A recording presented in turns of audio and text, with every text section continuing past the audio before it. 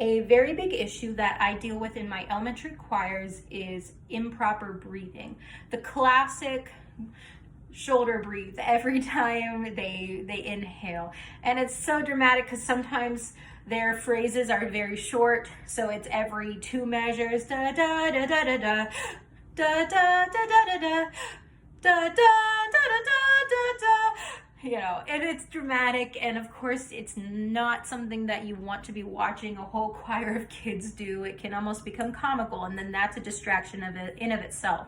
So I have been working through with my kids about proper breathing, and I call it stomach breathing because I place a lot of emphasis on kind of actually being silly with my stomach, but it is a way for them to visualize and feel the kinesthetic side of things, feel what their body is doing and what it should be doing. So the first thing I correct is, of course, don't raise your shoulders. So, you know, sometimes I'll even have them stand side to side where they have their hands on their friend's shoulders, and I say, hey, I shouldn't see any upward movement.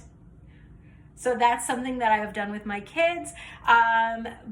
So I try to say, okay, let's try not to do this. But then you end up having a lot of shallow breathing where it's just still very shallow, and that's still not meeting the whole picture. You do need a full expansion.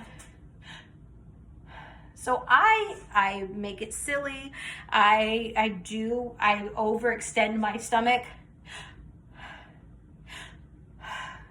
to get them to understand that our stomachs should be expanding out. We should be allowing the weight of our stomachs to pull down a little bit, because what that is actually opening up our rib cages. And I do take time. I even have some lovely illustrations and pictures of rib cages and how they function. And I've brought in balloons to demonstrate, and I have a kid, you know, hold their fingers together and they make a rib cage, and then I put the balloon in it, and when I inflate the balloon, it's expanding the ribs, and I tell them, you know, your pinkies are those bottom ribs that aren't connected.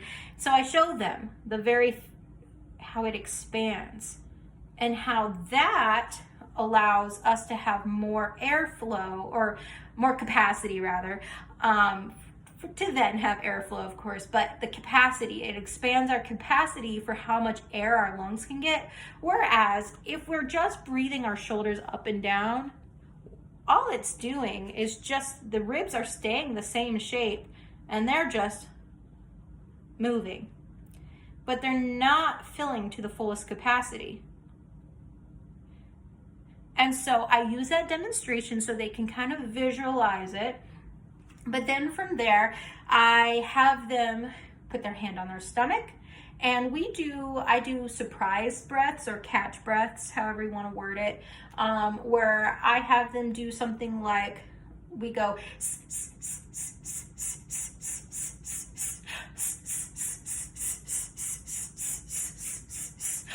so I do usually about 10 of the little snakes. I do that mostly just so I can hear what they're doing, and it kind of keeps us all together.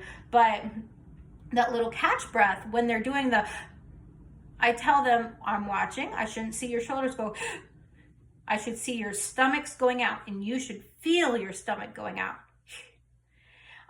So I've done those, the little catch breaths. Another thing that I have done, and this is definitely more of an illustrative thing, it takes a lot of time, so I do it more towards the beginning of the year rather than throughout the year constantly. However, I have a student demonstrate on the floor. They lay down, and I put a hymn book on their stomach, and basically I have them breathe through their stomach, trying to raise the hymn book. And I tell them that by raising this hymn book, you are breathing the correct way. You are filling up the max capacity of your lungs. And then throughout the year, then I can say, hey, make sure you're pushing that hymn book out. I shouldn't see your shoulders going up. because our hymn books aren't up there, our hymn books are on our stomachs, something like that. But between those couple of exercises, and of course being very on it, say, hey, I saw your shoulders, make sure we're breathing to our stomach. It's a lot of reminders and a lot of building up these routines, but I have seen a lot of good success throughout the school year.